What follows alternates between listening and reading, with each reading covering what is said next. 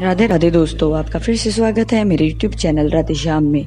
आज हम आपको एक नया अध्याय, एक नया पुराण सुनाएंगे जिसका नाम है सुख सागर। वो सुनाने से पहले मेरी आप सबसे विनती है कि आप मेरे चैनल को लाइक, सब्सक्राइब और शेयर करना ना भूलें, ताकि हम आपके लिए अच्छी अच्छी पुराने ला सकें। राधे राधे। राधे राधे दोस्तों, आपका फिर से स्वागत है मेरे YouTube चैनल राधे श्याम में। आज हम आपको आगे की कथा सुनाते हैं।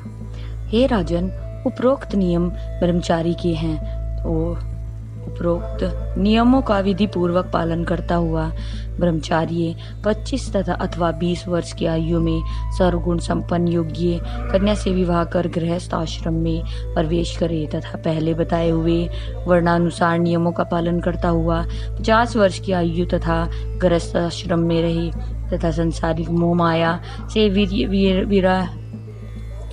मोह माया से वैराग्य होने पर उसके पश्चात स्त्री सहित प्रभु का भजन करने के लिए वन में जाकर निम्नलिखित नियमों का पालन करे। साधु संत ऋषियों महात्माओं की सच्चे मन से सेवा करे तथा उनसे ज्ञान की कथा वृतांत सुने। संसारी मोह माया का त्याग कर सदैव सच्चे मन से प्रभु का भजन करो। कंदमूल फल खाकर गेरुवे रंग के खादी के वस्त्र पहने। मन में कभी भी किसी के प्रति द्वेष भाव ना रखे। काम, क्रोध, मद, लोभ और अहंकार से सदैव दूर रहे। समस्त प्राणियों के प्रति दया भाव रखे। कठिन तप करके शरीर को सुखाए। हे राजन, वानप्रस्थ आश्रम के उपरोक्त नियमों का पालन करता हुआ प्राणी ब्रह्म स्वरूप होकर वैकुंठ में चला जाता है। मुनि नारद जी बोले, हे राजन, 75 अथवा इससे कम वर्ष की आयु में जबकि संसार के समस्त भोगों से बिल्कुल मन अलग हो जाए, पुरुष को संन्यास आश्रम में प्रवेश करना चाहिए। उस समय मनुष्यों को वेद मंत्रों द्वारा विधि विधान से सिखा और सूत्र जनेऊ का त्याग कर दंड कमंडल तथा कौपीन धारण करना चाहिए तथा निम्नलिखित नियमों का पालन करते हुए सदैव परमात्मा के ध्यान में मग्न रहना चाहिए। सदैव प्रभु के ध्यान व भजन में मग्न रहना। दंड कमंडल के अतिरिक्त अपने पास कुछ नहीं रखना। जड़ द्रव्य और चैतन्य स्त्री रूपी माया से कभी स्वप्न में भी प्रेम नहीं करना। कभी भी एक स्थान पर एक दिन से अधिक नहीं रुकना चाहिए। साक्षात स्त्री तो क्या, जिस स्थान पर स्त्री की प्रतिमा भी हो वहां पर भी नहीं रुकना चाहिए। अकेले रहकर कभी किसी का संग नहीं करना चाहिए। नगर में केवल भोजन प्राप्ति के लिए जाना। एक स्थान पर अधिक दिन नहीं रुकना और न ही अपने लिए कोई मठ आदि बनाना। भूल कर भी कभी किसी को अपना चेला या चेली नहीं बनाना। समस्त जीवों पर दया करो, कभी किसी से ईर्ष्या मत करो। संसारिक भोग विलासों का वमन की तरह जानकर कभी उसकी ओर भूल कर भी मुंह नहीं करके देखना। सदैव पर संचित रहना चाहिए। व्यर्थ कभी किसी बात की चिंता न करे। निंदा, स्तुति और सुख दुख को सदैव एक समान जानकर कभी किसी को अपना शत्रु नहीं समझना चाहिए। इस जगत को स्वप्न की तरह झूठा समझकर कभी भी इससे प्रेम नहीं करना चाहिए। द्रव्य को तुक का द्वार समझकर सदैव उससे बहुत दूर रहना चाहिए। हलवा, पूरी या रूखा सूखा आदि जो भी मिले उसे ही प्रभु का प्रसाद समझकर प्रसन्न होकर खा लेना चाहिए। हे राजन, इस प्रकार संन्यास समस्त आश्रम के नियमों का पालन करके मनुष्य भवसागर से पार हो जाता है तथा फिर 84 लाख योनियों में जन्म लेकर कष्ट नहीं उठाता।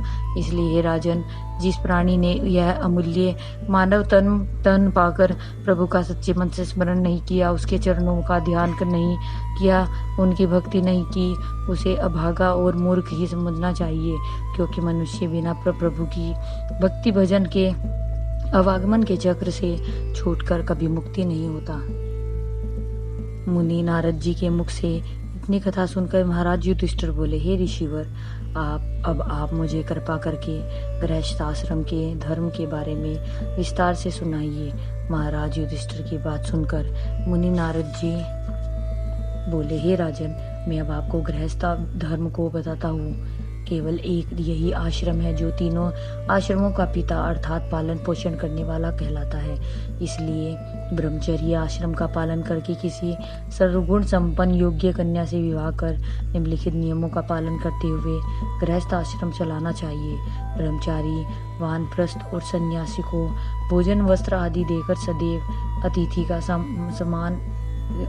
मान सम्मान और सेवा करना, संध्या वंदन करके पितरों का श्राद्ध और तर्पण करना, अवकाश के समय प्रभु की कथा सुनना और वेद शास्त्रों का अध्ययन करना, समस्त जीवों में परमेश्वर का प्रकाश जानकर ब्राह्मण क्षत्रिय वैश्य शूद्र तथा पशुओं और पक्षियों आदि प्राणियों की खूब सेवा करना, कभी भी किसी प्राणी को व्यर्थ कष्ट न पहुंचाना, सदैव संतोष धारण कर कभी भी किसी से ईर्ष्या नहीं करना, अपने कुटुंब का पालन करने के लिए द्वार प्रयोजन करना, आलस्य को त्याग कर सदैव शुभ कर्मों में लगे रहना, सदैव अशुभ कर्मों का त्याग करके अच्छे कर्मों में लगे रहना, अपने मन को सांसारिक मोह माया से दूर रखना, अधर्म की कमाई का त्याग कर धर्म की थोड़ी सी कमाई पर प्रसन्न रहना, सदैव माता पिता व गुरु की आज्ञा का पालन करना, कुसंगत का त्याग कर सदैव संगत में मग्न रहना चाहिए।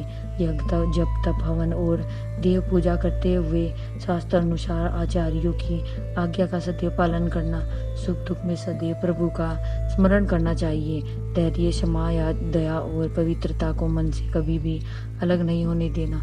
हे राजन, इस गृहस्थ आश्रम के नियमों का पालन करने वाला प्राणी जगत के बंधन से मुक्त होकर वैकुंठ लोक में जाता है।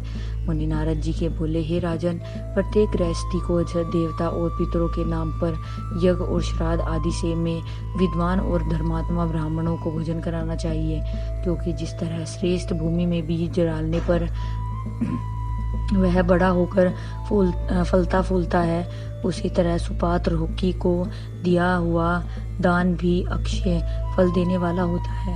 हे राजन, जो प्राणी देवता और पितरों के नाम पर हिंसा करता है वह प्राणी नरक का भागी बनता है, क्योंकि देवता और पितर कभी भी की हिंसा से प्रसन्न नहीं होते। इसलिए भूल कर भी मनुष्यों को कभी भी हिंसा नहीं करनी चाहिए।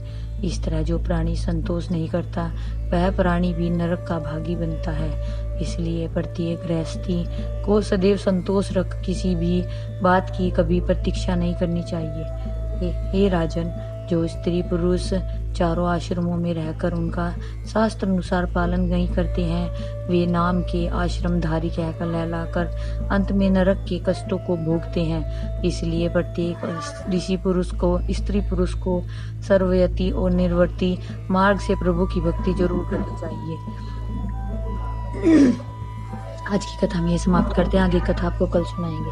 राधे राधे राधे राधे राधे राधे। जय श्री कृष्ण। अगर आपको मेरी वीडियो अच्छी लगी तो बेल आइकन दबाना ना भूलें, ताकि आपको मेरे आने वाली वीडियोस का नोटिफिकेशन मिलता रहे। धन्यवाद। ओम नमः शिवाय।